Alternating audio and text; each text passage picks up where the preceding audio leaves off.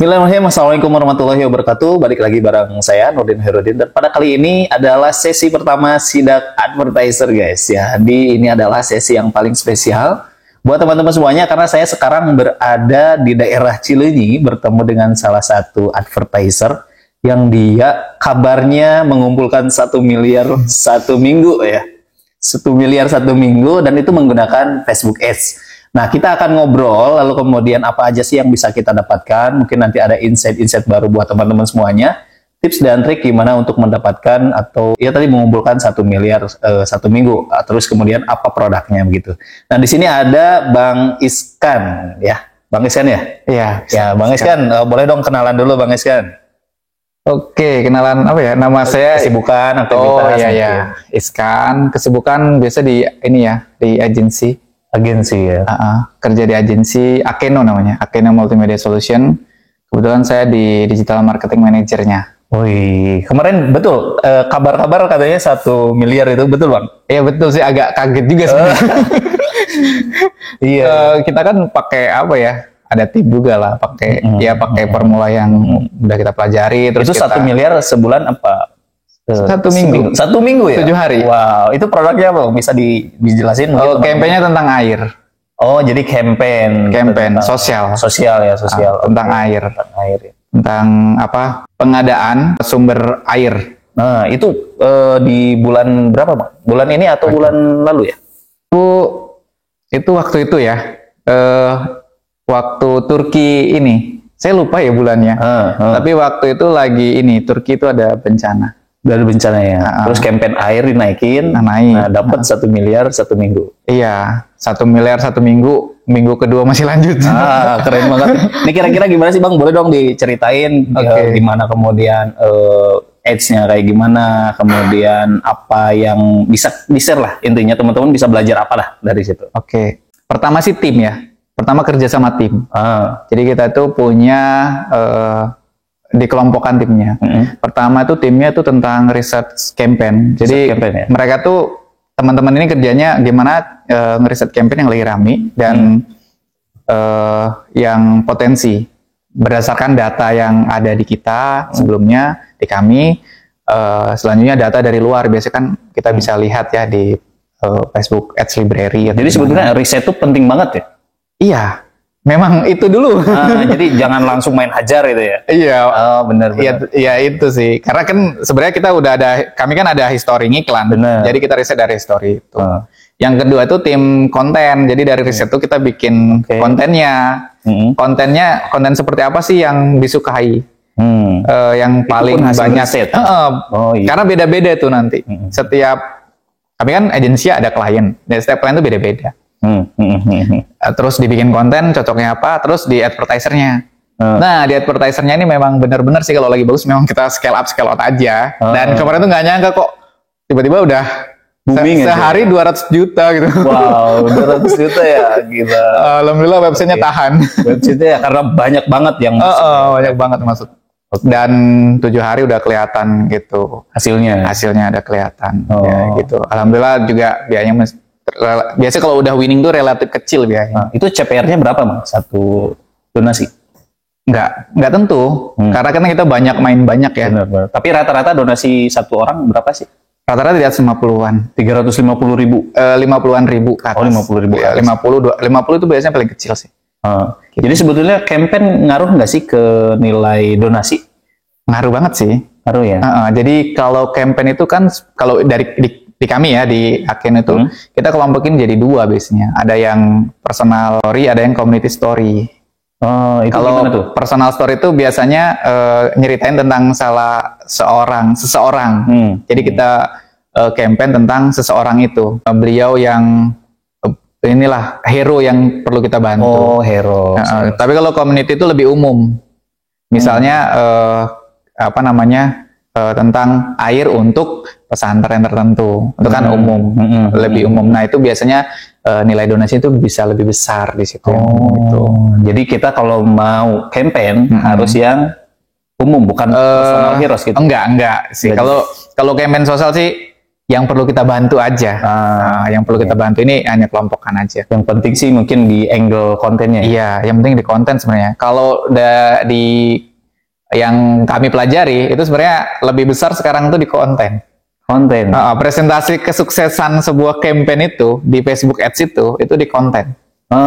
Selain dari akun ya. Tapi itu sama nggak sih Bang, antara campaign sosial dengan campaign produk? Memang kuncinya di konten atau secara teknis memang beda? Menurut aku ya, itu di konten. Karena konten itu yang paling pertama untuk nge-grab orang membaca produk selanjutnya.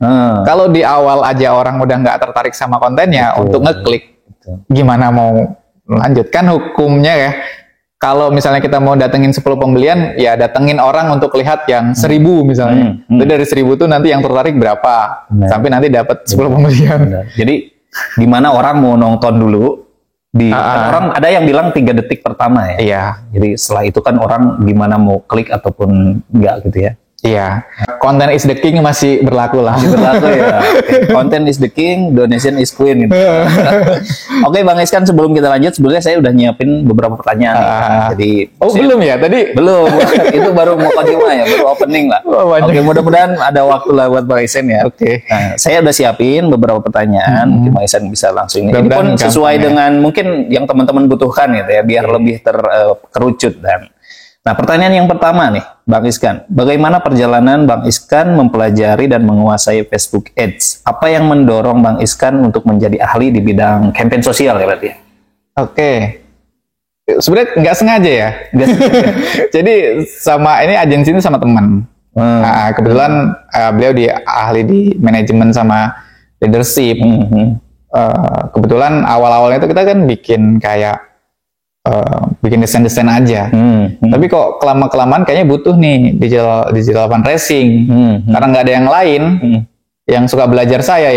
Hanya Bang Iskan yang ngeksekusi. Ngeksekusi ya, pelajarin. Atau ikut kelas-kelas gitu? Ya awal-awal otodidak, terus ikut kelas kayak gitulah. Biasa. Sama ya di YouTube lah. Nonton kayak gitu. Jadi sebenarnya yang penting itu apa sih Bang saat belajar Facebook Ads? Sebenarnya saya tuh penasaran aja. Penasaran sama lapar sih, jadi kayak nggak pernah kenyang tuh ketika udah bisa nih gimana lagi gitu. Intinya jangan sampai puas. Iya, jadi kayak apalagi sekarang kan saya lagi belajar TikTok sama Google Ads.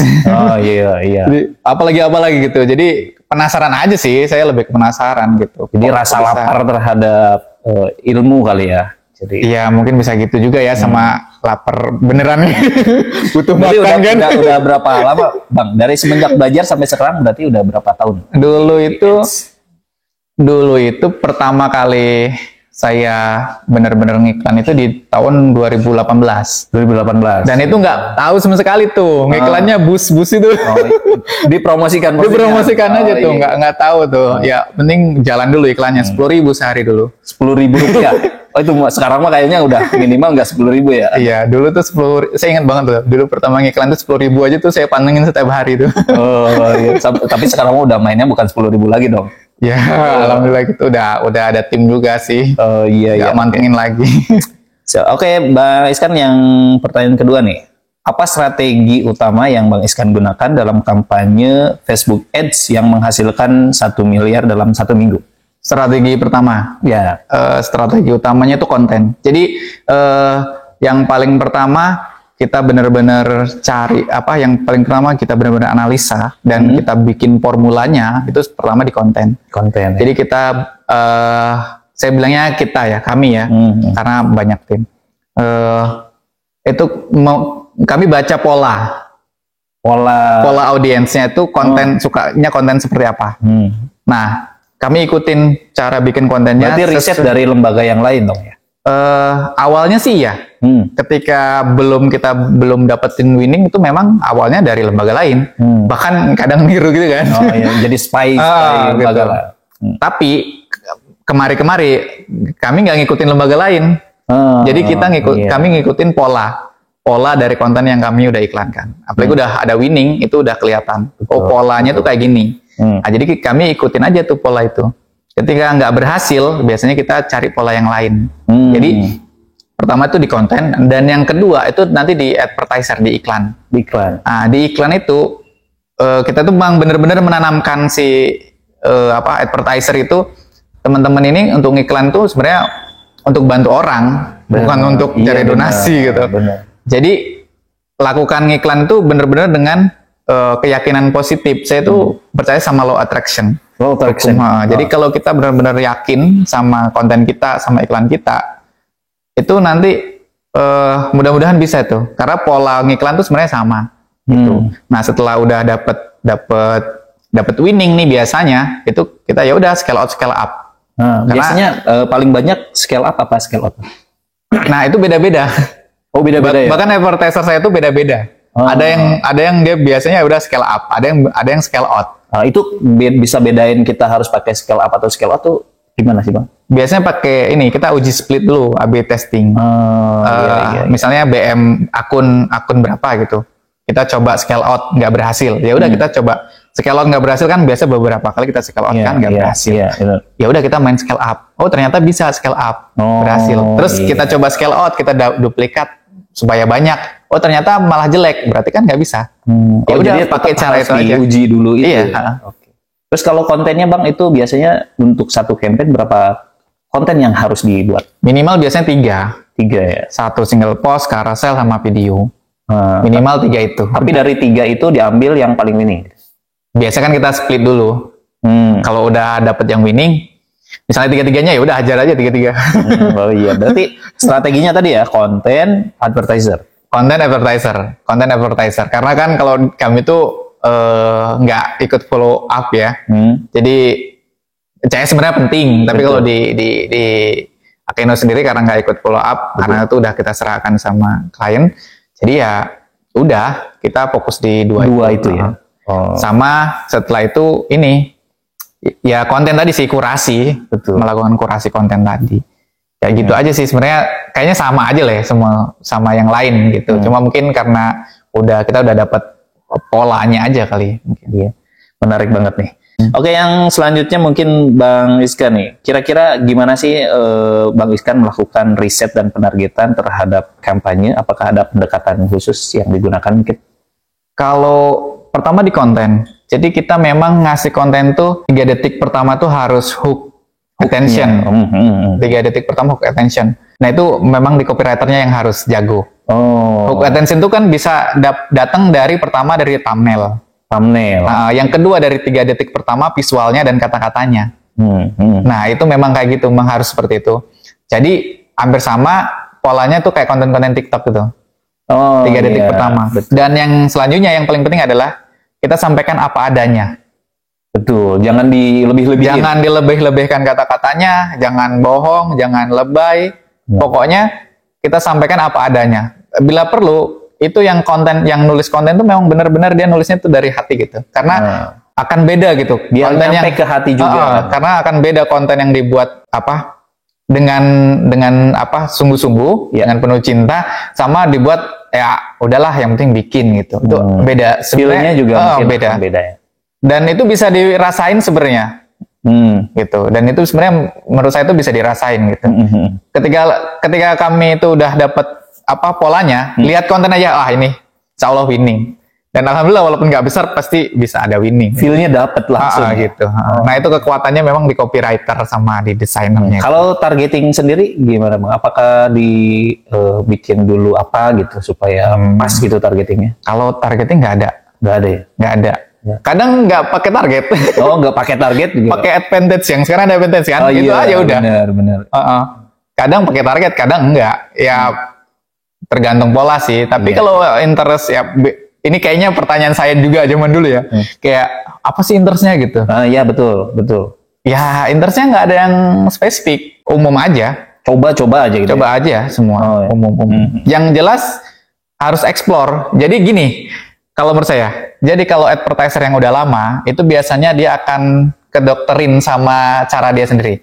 Karena dulu pernah winning sama interest misalnya berkebun, dia akan berpikir bahwa interest berkebun pasti winning. Sehingga dia tidak cari interest yang lain. Iya betul, biasanya begitu. Makanya saya tuh suka sama advertiser yang baru. Karena yang baru nyoba-nyoba tuh. Nggak dikasih clue itu. Nggak usah kasih clue interest yang ini rame, nggak usah. Berarti lebih baik jangan dikasih tahu ya. Nggak usah, percaya aja. Gitu. Dari mentor saya tuh gitu ya. Betul. Jadi ya udah percaya aja. Akhirnya malah interest dia lebih bagus. Ya? Oh iya. Kayak gitu. Jadi nggak ada ini pola tertentu. Nah, terus Bang terkait ngelola anggaran, biasanya cara efektifnya kayak gimana sih Bang? Sehari berapa, kemudian apakah itu CBO atau ABO gitu? Kalau anggaran biasa gitu kita kan ada KPI. Yang penting tidak lewat KPI aja. Biasanya KPI-nya berapa Bang? Transaksi. Satu transaksi. Pokoknya ROAS-nya ya di atas harus di atas di 4 lah, 45 kayak gitu. 45 ya. Itu udah ini juga udah jelek juga sebenarnya. Kalau lagi bagus ya udah naikin aja budgetnya. Iya. Oh, itu berarti kita pakai CBO dong ya? Atau gimana? Ya itu sama dia. Itu sama kayak pertanyaan tadi. Lebih baik mana gitu. Jadi nggak ada yang scale out atau scale up gitu. Itu sama maksudnya. Ya kalau pakai ABO bagus ya hajar ya. Kadang pakai manual, kadang enggak gitu. Karena banyak banget apalagi pemula suka nanya, "Bang, ini CBO atau ABO?" "Bang, CBO atau ABO?" kan gitu ya. Nah, taunya itu di split. Iya. Ya saya nggak tahu juga karena setiap akun itu beda-beda. Jadi tetap harus di testing dulu. Iya, harus testing. Baru kita simpulin. Jadi pas testing tuh memang harus dicatat gitu. Biar nggak lupa kemarin udah dites apa gitu.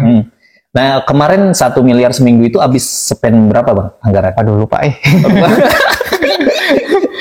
Biasanya berapa persen Bang dari capaian? Kemarin tuh di bawah sih, udah bagus sih kemarin. Bagus ya. Saya nggak bisa nyebutin nominalnya ya, karena berkaitan dengan klien. Tapi yang jelas itu sangat di bawah KPI. Di bawah KPI ya. Sangat intinya minim banget lah budget ya. Karena gitu kalau semuanya di iklan sudah benar-benar winning, itu biasanya biayanya sangat murah. Kalau masih tanggung masih itu biasanya biayanya mahal.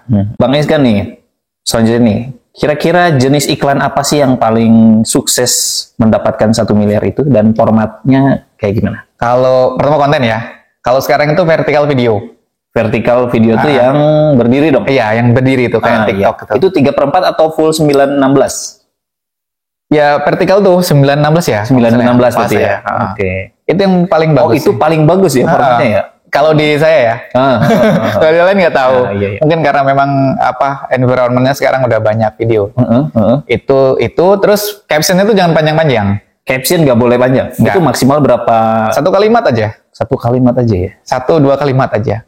Biasanya langsung ke programnya atau? Ini tipsnya. 1 kalimat tuh kan terdiri dari beberapa kata. Betul. Jadi kalimat itu harus tangible. Kayak gimana tuh? Tangible tuh nyata. Nah, misalnya nih, yang satu itu yang kalimat pertama itu apa yang ditawarkan, kalimat selanjutnya apa yang didapatkan. Kasih contoh dong Bang, biar nggak bingung. Nah, misalnya ini kita ngomongnya tentang sosial ya. 1 batu-batu saja itu bisa membangun masjid. Atau air lah yang kemarin tuh 50.000 misalnya, atau ya 1 batu bata saja itu bisa membangun masjid untuk daerah tertentu, dan bisa itu kan yang daerah tertentu itu kan si penerima manfaat. Nah, kita juga tambahin yang manfaatnya untuk yang ngasih tadi. Bisa ngasih apa tuh untuk yang memberi tadi. Jadi apa yang dikasih dapat apa, untuk siapa, jadi langsung gitu ya, langsung. Iya, banyaknya sih gitu. Cuma nggak tahu ya, ide lain mungkin beda-beda. Intinya nggak usah panjang-panjang ya, karena sekarang kan banyak yang panjang gitu ya. Ya, ada juga yang panjang, ada juga yang bagus. Tapi kebanyakan yang bagus yang singkat-singkat. Singkat-singkat ya. Ya kita menyesuaikan inilah, orang-orang Indonesia biasanya lebih suka nonton video. Bener. Ya, pertama tadi pelajari dulu audiensnya tuh sukanya kayak gimana. Oh, benar. Nah, kebetulan audiens kami tuh sukanya kayak gitu. Oke. Terus ini Bang, metrik apa sih yang biasanya harus diperhatikan saat beriklan supaya optimal? CTR. Pertama, ROAS sudah pasti. ROAS itu gimana sih Bang? Karena nggak semua yang tahu ya. ROAS ini keuntungan. Keuntungan ya. Jadi berapa biaya iklan kita, berapa keuntungan yang didapatkan itu ROAS-nya. Return of investment ya kalau nggak salah ya.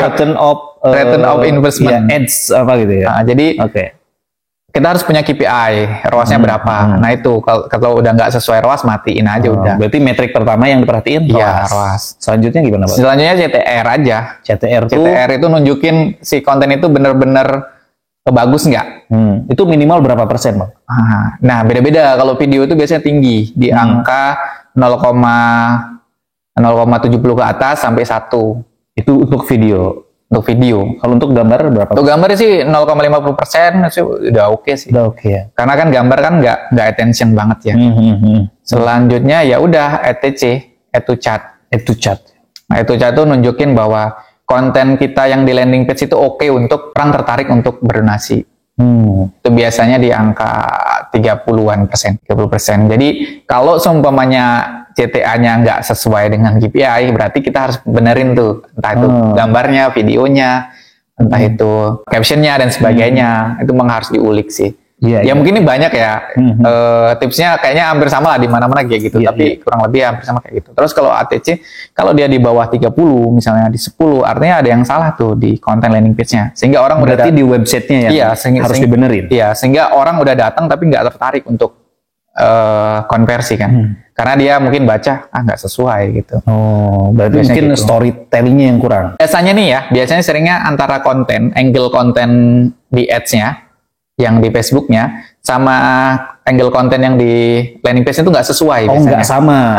Biasanya itu masalahnya iya. itu. Ads konten kemana gitu ya. Biasanya itu. Jadi sehingga si orang ini, si pengunjung ini lihat tadi kontennya ngomongin ini kok ini gambarnya kayak gini. Nah, biasanya itu nggak. Atau memang dari sisi penawarannya itu kurang menarik atau kurang meyakinkan atau kurang terpercaya. Itu bisa jadi. Oh, iya. Selanjutnya metode pembayarannya harus bagus. Kayak gitu. Itu aja sih metriknya udah. Saya sih simpelnya gitu. Nggak ribet-ribet nyari. Berarti nggak terlalu banyak sebetulnya yang diperhatiin ya? Enggak sih, itu aja udah. Yang intinya aja. Intinya aja. Yang lain nggak tahu ya mungkin. Kira-kira gimana sih Bang Iskan untuk menjaga kreativitas dan inovasi dalam pembuatan konten tuh biasanya apa yang dilakukan sama Bang Iskan dan tim? Kita tuh sering brainstorming. Brainstorming. Kita itu gini, kalau ada yang winning kita kasih tunjuk hasilnya. Ini kenapa kok bisa analisa, dicari terus sampai dapet. Jadi kita tunjukin, ini kok bisa kayak gini. Terus kita tanya tuh ke copywriter, kamu mikirin apa sih pas buat ini gitu.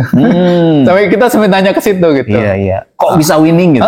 Kok bisa bagus banget. Terus kamu pas ngedit video tuh kayak gimana sih? Kok bisa kayak gini? Kayaknya lagi happy mungkin editor. Iya, itu kita tanya biar mereka tuh, biar teman-teman tuh, kita semua tuh biar benar-benar dalam keadaan sadar melakukan itu gitu. Jadi bukan sebuah kebetulan. Jadi itu yang pertama, sering brainstorming. Yang kedua adalah kalau jelek juga kita tunjukin. Jelek pun ditunjukin. Ini kok bisa jelek ya, di mana ya? Jadi kita cari sama-sama gitu. Jadi kalau bisa memang brainstorming itu ya sama-sama aja semua ngeluarin pendapat kayak gitu. Jadi nggak ada yang ini nih ketika udah selesai baru bagusnya gini-gini. Terus saya itu selalu ini, pokoknya jangan puas aja. Pokoknya jangan puas aja. Ini 200 juta, ini pasti turun gitu. Iya. Itu biasanya ketika naik ini turun. Konten itu suka ganti-ganti atau ada termin waktu kapan harus diganti gitu, Bang? Ya biasanya itu tadi dari metrik tadi, kita udah jalanin berapa pekan, itu kita lihat dan kita udah ubah, nggak bisa baru nanti ganti. Oh, jadi kalau trennya udah mulai turun, baru diganti lagi. Dari metrik yang tadi sih, metrik CTR tadi. Kira-kira ada teknik terbaru nggak sih sebetulnya di Facebook Ads yang mungkin sekarang ada perubahan terbaru atau gimana yang perlu diperhatiin? Atau sama aja? Facebook sekarang ini strict banget, agak ketat gitu. Sekarang makin ketat ya? Sekarang menurut gini, pertama dari sisi interestnya itu sama mereka mulai dikurangi, terus dibuat global. Jadi interestnya itu lebih sedikit sekarang, dan lebih general. Jadi kita tuh nggak bisa spesifik menargetkan barang tertentu. Jadi lebih general. Nah itu yang pertama perubahannya. Jadi banyak interest yang dihapus. Yang kedua tuh sekarang ada advantage. Oh iya, advantage yang plus itu ya. Nah, itu bisa jadi bagus, bisa jadi jelek. Nah, itu perlu dicoba sih advantage itu. Jadi kadang bisa bagus, cuma kurang ya ketika bagus itu nggak bisa di copy itu, nggak bisa di copy ID-nya kalau nggak salah ya. Iya. Nah, sekarang begitu ya? Yang advantage itu doang. Oh, jadi kalau di luar advantage bisa? Bisa. Cuma untuk testing biasanya di advantage itu lebih bagus malahan. Untuk testing. Jadi testing. Advantage harus dinyalain. Terus yang selanjutnya tuh kita harus apa ya perubahan di meta ini ya. Pembayaran sih udah oke sih lumayan. Kurang lebih nggak jauh beda. Cuma tadi fokusnya di interest. Sekarang itu kita nggak bisa memprediksi bahwa ini ya biasanya kalau 1 hari 2 hari itu bagus. Itu nggak bisa diprediksi. Tapi kalau udah 7 hari misalnya atau 5 hari itu baru bisa kita prediksi bahwa campaign ini akan bagus terus. Gitu. Jadi sekarang itu kayaknya kalau bagus sehari 2 hari belum tentu bagus. Jadi kayaknya nih, saya nggak tahu ya sistem bidding yang sekarang itu seperti apa. Tapi kayaknya sistem bidding Meta sekarang itu kayaknya kurang bersahabat. Bener-bener cepat gitu. Siapa yang lebih gede biddingnya? Enggak juga. Ya. Dia tuh konten bidding akun. Jadi yang paling pertama bagus itu konten, harus diperhitungkan. Kalau konten kita bagus, kita bisa cepat walaupun biddingnya kecil. Kan bisa dinaikin. Tapi kalau kontennya bagus, biddingnya bagus, akunnya nggak bagus, biasanya nggak bisa panjang. Nah, tapi sekarang itu agak aneh. Ketika kita udah bagus akunnya, terus biddingnya bagus, terus bisa kapan aja turun. Jadi kayak zigzag gitu. Nah, itu bisa kapan turun. Saya juga masih bingung kenapa, tapi memang di kami terjadi seperti itu. Dan nggak tahu yang lain. Apalagi nih, catatannya adalah ketika salah satu di BM tuh ada yang di banned, udah itu agak susah sih untuk naikin akun-akun yang lain. Pokoknya selama akun BM itu kena banned, ada salah satu aja atau ya 2, itu agak susah tuh. Akun iklan lainnya akan susah. Akan gimana ya? Agak susah sih. Saya belum ada tips khusus nggak sih Bang supaya nggak ganti BM? Ganti BM ya. Biasanya sih kita gitu. Jadi ganti akun yang lebih fresh atau ganti pixel. Kan banyak orang yang bilang akun lama versus akun baru. Nah, justru di kami sekarang akun lama itu jelek. Akun lama jelek malah ketika baru bikin itu malah lebih bagus. Malah lebih bagus ya. Berarti itu nggak selalu benar ya akun lama sama akun baru itu. Iya. Dan sekarang tuh yang lebih bagus akun barunya. Akun baru ya. Wow. Oke. Ya, baik Bang Ihsan, ini ada 2 pertanyaan terakhir. Nah, sebelum kita tutup nih teman-teman ya. Kalau misalnya teman-teman mau nanya, boleh di kolom komentar. Ini Bang Ihsan, apa sih yang membuat kampanye Facebook Ads Bang Ihsan dan tim ini berhasil, kemudian menghasilkan miliaran, kemudian pendekatan unik apa sih yang diterapin terhadap campaign itu sendiri? Yang pertama, sebenarnya pendekatan unik terhadap campaign ya. Terhadap campaign sih ada unique selling, unique point. Nah, setiap campaign itu kan pasti beda-beda. Nah, kita harus benar-benar dapetin uniknya apa. Misalnya kalau kemarin tuh air itu kan ada banyak sebenarnya. Pas kami tanya ke tim program tuh ada banyak. Ternyata penyalurannya itu nggak cuma pas dibikin sumur itu ada yang namanya tangki, ada pengadaan penyaring air, ada pengadaan yang lain-lain. Nah itu ternyata kayaknya kalau ngomongin buat sumur aja ini udah umum. Iya benar. Jadi kami yang jualnya beda lagi. Udah penyaringnya aja. Nah itu jadi unik baru kan, karena yang lain nggak pernah ada. Karena kan di Facebook pasti yang lain pun sama programnya. Iya, gitu. Programnya sama, terus ceritanya hampir sama. Jadi kita cari tuh uniknya apa. Nah ternyata di sini nih unik nih. Iya. Selama ya kalau dalam sosial tidak menyalahkan akad ya, dan kita konsultasi juga ke ke orang program, ke inilah Dewan Syariahnya gitu, masih oke ya udah kita jalan gitu. Selama di ACC. Jadi memang harus ada unique selling. Terus memang harus kita bikin cerita sih, bikin story. Cerita di balik itu apa gitu. Berarti maksudnya di kontennya itu kita ceritain voice over gitu ya? Bukan, jadi ya itu inilah kalau voice over desain itu inilah tekniknya percantik. Tapi yang paling pertama itu sebenarnya cerita di balik itunya. Sehingga cerita itu nanti kita bisa buat jadi jadi voice over, jadi apa. Jadi memang kekuatan diutama di value tadi dari unique selling. Terus dia unique selling itu ada value-nya apa nih ceritanya di balik itu. Dan itu nggak boleh kita ngada-ngadain, itu harus apa adanya. Harus real apa adanya. Harus real apa adanya. Karena kita menyentuh hati orang nih. Kalau menyentuh hati orang dengan bohong tuh nggak bisa. Betul. Gitu. Iya betul. Baik Bang Ihsan, nih pertanyaan terakhir.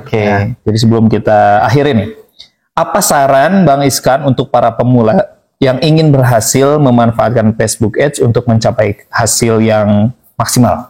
Ini mungkin basic banget. Pertama, Facebook itu kalau saya bilang tuh dia tuh bukan tuyul yang bisa dapetin uang. Jadi Facebook itu adalah untuk mendatangkan traffic. Itu poin pertamanya. Jadi hanya nyebarin aja. Nah, ya, Facebook itu hanya untuk mendapatkan traffic. Konversi itu adalah efek dari traffic tadi, efek dari konten tadi, dari konten kita, dari produk kita dan sebagainya. Jadi kalau kita mau terjun ke Facebook Ads atau ads yang lain, jadi jangan berharap bahwa ngiklan langsung dapet. Oh iya. Nah, jadi kita harus mempertimbangkan banyak. Misalnya produk ini kalau kita iklankan ROAS-nya berapa sih gitu. Benar. Terus kira-kira biaya iklannya tahan sampai berapa lama sih? Terus ketika udah datengin traffic itu target selanjutnya apa sih? Jadi Facebook itu bukan muara untuk mendatangkan konversi keuntungan tadi, tapi untuk salah satu langkah untuk mempercepat aja supaya orang bisa tahu lebih banyak. Orang jadi terjangkau lebih banyak. Menyebarkan aja Facebook. Alat doang. Jadi jangan beranggapan orang banyak nih pakai Facebook Ads berhasil. Terus kita coba untuk pakai Facebook Ads, harapannya berhasil. Padahal untuk nargetin aja, nargetin yang jauh, nargetin supaya lebih luas lagi. Jadi cuma tools aja.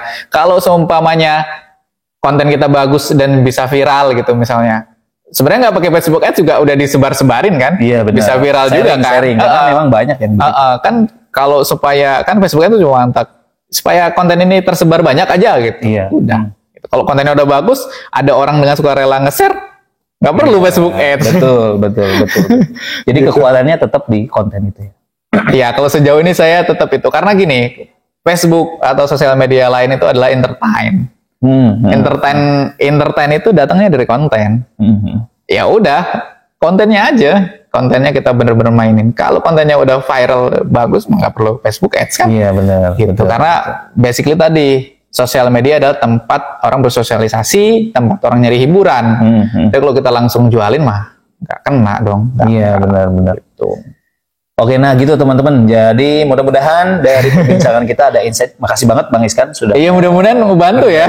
Buat teman-teman yang ingin bertanya boleh di kolom komentar, dan juga ada informasi lain mungkin Bang yang mungkin teman-teman bisa tangkap. Paling kalau mau sharing-sharing mungkin ya bisa main-main lah ke Akeno. Oke, boleh kontak nggak Bang? Mungkin Instagramnya apa gitu? Iskan.badai. Nah, nanti mungkin saya spill ya teman-teman semua. Kali ada yang mau DM konsultasi kan Bang begitu. Iya. Bisa sih. Yang mudah-mudahan lah bisa ngebantu ya. Gitu. Oke, baik teman-teman, kita ada di akhir acara. Terima kasih sudah menyimak, dan jangan lupa untuk di-subscribe, di-share juga sebanyak-banyaknya supaya yang lain juga bisa mendapatkan manfaat dari perbincangan atau obrolan kita hari ini. Nah, ini sebenarnya Sidak Advertiser, tapi karena kita nggak buka dashboard ya, nggak apa-apa Bang. Jadi karena memang sudah teruji Bang Iskan ini. Nggak ada persiapan tadi. Nah, iya nggak apa-apa. Oke, sampai jumpa di next video. Terima kasih buat teman-teman semuanya. Assalamualaikum warahmatullahi wabarakatuh.